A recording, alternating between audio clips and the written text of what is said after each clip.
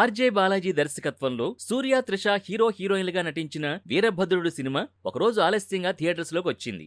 Financial issues వల్ల ఈ cinema అనుకున్న టైంకి రిలీజ్ కాలేదు. రిలీజ్ లేట్ అవడంతో ప్రేక్షకులకి సినిమాపై ఆసక్తి కూడా తగ్గిపోయింది. అలా తక్కువ అంచనాల మధ్య వచ్చిన వీరభద్రుడు సినిమా ఎలా ఉందో చూద్దాం. నాంపల్లి కోర్టు నేపథ్యంలో సాగే ఈ కథలో కృష్ణ అనే లాయర్ పాత్ర పోషించాడు ఆర్జే బాలాజీ. వ్యవస్థను తను గుప్పెట్లో పెట్టుకుంటాడు ఈ లాయర్. జడ్జిలను ప్రభావితం చేయడం నుంచి కేసుల గమనాన్ని మార్చడం వరకు అంతా తానే వ్యవహరిస్తూ ఉంటాడు.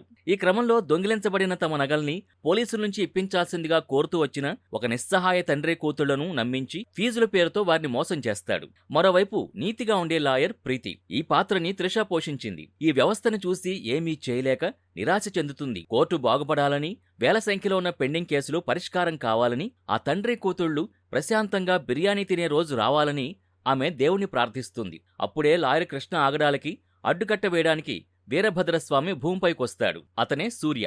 కృష్ణ దేవుడికే సవాల్ విసురుతాడు. నిజంగా శక్తి ఉంటే దైవశక్తులు వాడకుండా ఈ వ్యవస్థను సంస్కరించాలని కోరతాడు. ఆ సవాల్ని స్వీకరించిన వీరభద్రుడు ఆ తండ్రి కూతుళ్లకు న్యాయం చేసి ప్రీతికి తోడుగా నిలబడి ధర్మాన్ని ఎలా కాపాడాడు అనేది మిగతా కథ. ట్రైలర్స్ లో రూరల్ డ్రామాలా కనిపించినా ఇది నిజానికి ఫ్యాంటసీ జోనర్లో తెరకెక్కిన కోర్టు డ్రామా.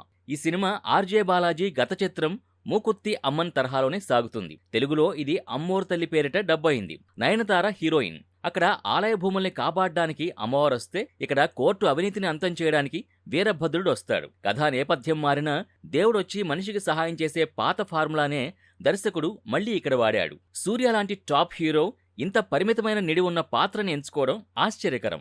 సినిమాకి ఆయనే ప్రధాన ఆకర్షణ అయినప్పటికీ ఆర్జే బాలాజీకే ఎక్కువ స్క్రీన్ టైం, బిల్డప్ షాట్లున్నాయి. సూర్య సన్నివేశాలు చాలా సాదాసీదాగా, ఎలాంటి భక్తి ఎలిమెంట్స్ లేకుండా ఉన్నాయి. సెకండ్ హాఫ్ లాజిక్ లేని సన్నివేశాలతో కాస్త ఇబ్బంది పెడుతుంది. నటన పరంగా సూర్య తనదైన శైలిలో మెప్పించాడు. ముఖ్యంగా మెట్రో రైల్ సీన్ బాగుంటుంది. త్రిష తన పాత్రకు న్యాయం చేయగా, తండ్రి పాత్రలో ఇంద్రన్స్ అద్భుతమైన నటన కనబరిచారు. అయితే సూర్య వంటి నటుణ్ణి ఎదిరించే విలన్ పాత్రకి ఆర్జే బాలాజీ వ్యక్తిత్వం సరిపోలేదు. ఆయనకిచ్చిన అతి బిల్డప్ కొన్ని చోట్ల కామెడీగా అనిపిస్తుంది. సాంకేతికంగా సినిమాటోగ్రఫీ, ప్రొడక్షన్ డిజైన్ బాగున్నాయి. కానీ సాయి అభ్యంకర్ సంగీతం చాలా చోట్ల మితిమీరిన శబ్దంతో విసిగిస్తుంది. తమిళ స్టార్ హీరోల రెఫరెన్సులు, విజయ్ నటించిన లియోసియన్ల అనుకరణలు తమిళ ప్రేక్షకుల్ని అలరించవచ్చు, కానీ తెలుగు వారికి కనెక్ట్ కావు. భావోద్వేగాల పరంగా సినిమా అక్కడక్కడా మెప్పించిన స్క్రీన్ ప్లేలో అస్సలు కొత్తదనం లేదు. మొత్తానికి సూర్యాని సరికొత్త దేవుడి అవతారంలో చూడాలనే కుతూహలం ఉంటే తప్ప ఈ సినిమాని చూడలేం. అంతకు మించి ఇందులో చెప్పుకోదగ్గ విశేషాలేమీ లేవు. ఆ తండ్రి కూతుళ్ల సెంటిమెంట్ పర్వాలేదనిపించినా కథనం సాగదీసినట్టుగా ఉండడంతో తెలుగు ప్రేక్షకులకి ఇది ఒక సాధారణ సినిమాగానే అనిపిస్తుంది తప్ప సూర్య సినిమా అనిపించదు. ఆర్జే బాలాజీ తన పాత ఫార్ములాని నమ్ముకుని కొత్త హీరోతో సినిమా తీయడమే ఈ చిత్రానికి పెద్ద మైనస్. సూర్య డైహార్డ్ ఫ్యాన్స్ ఓసారి చూడొచ్చు, మిగతా వాళ్ళు లైట్ తీసుకోవచ్చు.